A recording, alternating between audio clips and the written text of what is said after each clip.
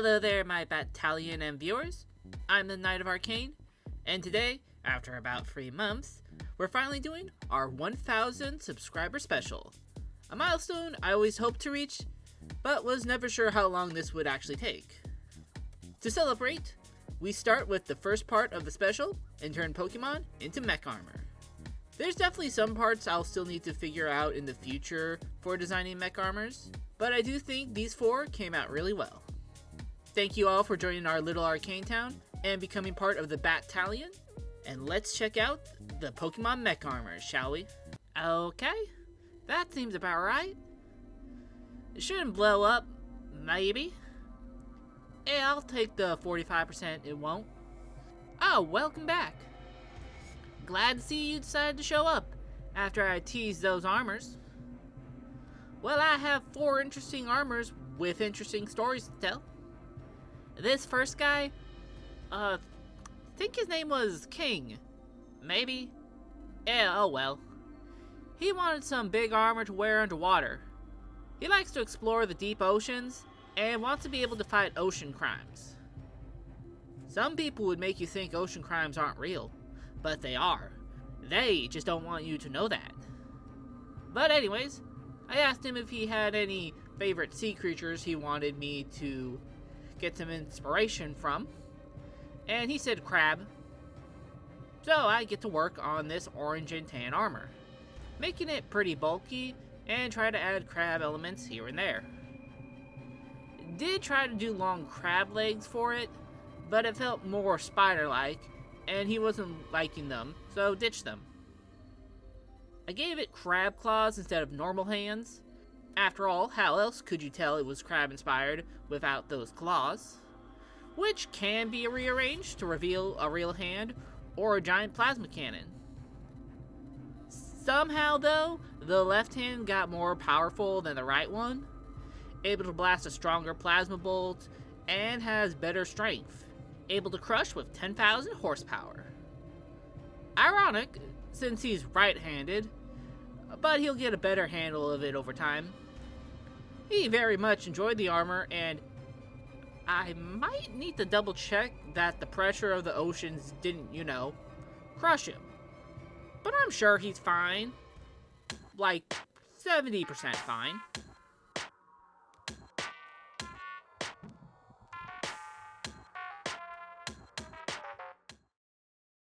Most customers want to be able to fly with their mech armor, and usually they just want to be able to use rocket boosters in their feet to do it.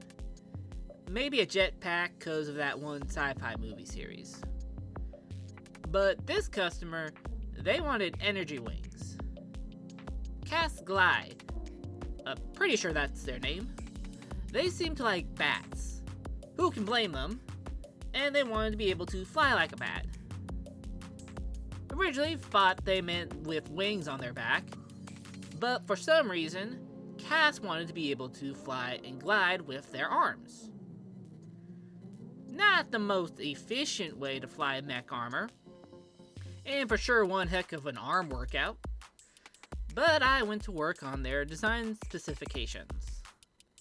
The first design for the wings were okay, but I didn't think it fit the design. Keeping these wing designs in mind for any future armor designs though. But the final one should be able to send off plasma blasts in flight if they want to.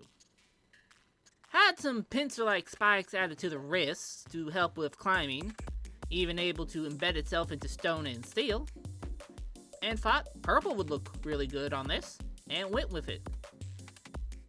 Cass liked the choices, though for some reason asked to have a small scorpion-like tail be added to be able to paralyze their foes and knock them out for a moment.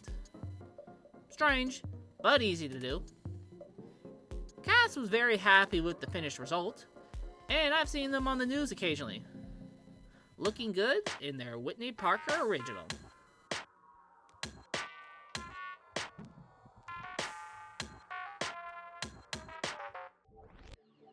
Remember that one mysterious client I had that was able to break into my lab and never got a good look at their face?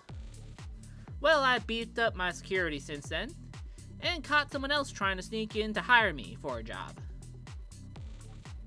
I told her she could have just knocked at the front door or made an appointment, but she was insistent that she had to see me ASAP.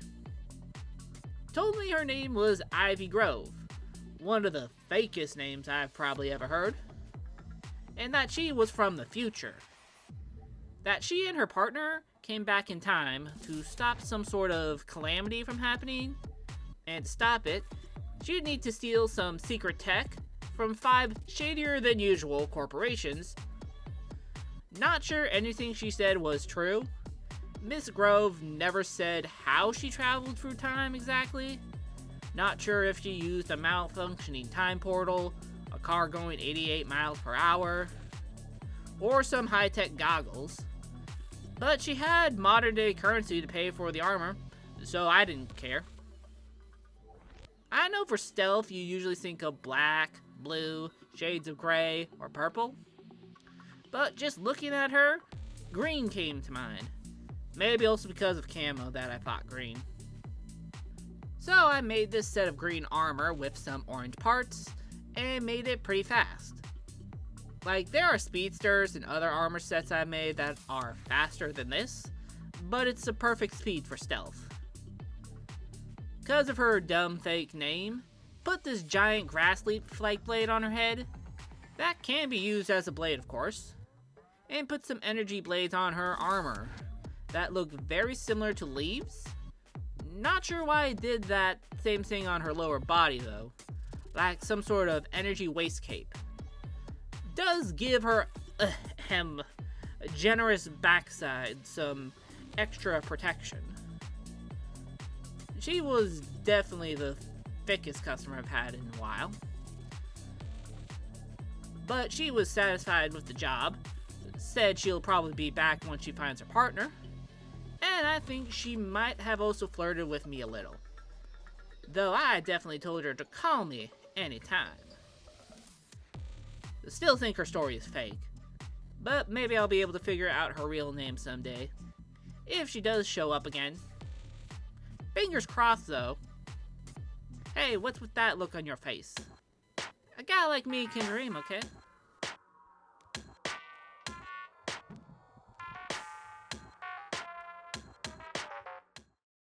Just a quick reminder, we have a Patreon set up. It's a great way to help support the channel.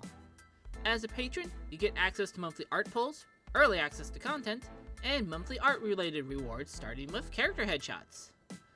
So if you can, head over to our Patreon to become a patron today, starting at $3 a month. Every little bit helps. Anyways, now back to the mech armors. Though, maybe there was some truth to their claims. At least about some calamity coming. Not long after, a customer, think Abby was her name? Abby Soul? Let's go with that. But she found me and claimed she could see disasters before they happened, and wanted a suit of armor to help her prevent them, or to at least save lives from these disasters. Being able to foretell coming disasters is more believable to me than being from the future. I mean, I get deja vu all the time. But even then, I'm not doing this for free. So I claim to give her the disaster prevention discount, but honestly just charge her a bit more than usual. That being said, this was one of the best Whitney originals I've ever made. This sleek white and blue armor is fast, easily able to get Abby to her disasters, and able to survive anything thrown at it. Tsunamis, earthquakes, meteors from outer space. I made myself an extra suit for myself, with how much I loved how it came out. Like with Miss Grove's armor, did give it a blade on the head. I don't know, maybe people will think it's like an antenna for Abby's abilities, but it's just a blade to help her in combat, and gave it twin plasma blades in her arms, allowing her to do a lot of slicing and dicing. I think I was going to give it a tail. Oh well, looks good as is. Little weird that I made the eyes red, since it almost makes it look a little evil, but it works well with the rest of the color scheme, if I do say so myself. With it, Abby has done a lot of good work with it. Should be getting a bit more business here and there for it. Well, I do hope you stop by again. I like these socks. Way better than just trying to tell people at the bar. Too drunk to believe or care. But I should get back to work. That project I was working on has about a 67% rate of exploding now. And I don't want to pay for a new floor if it explodes. Plus the acid might stain some of my other armors, and that would be a waste of an afternoon to clean and fix.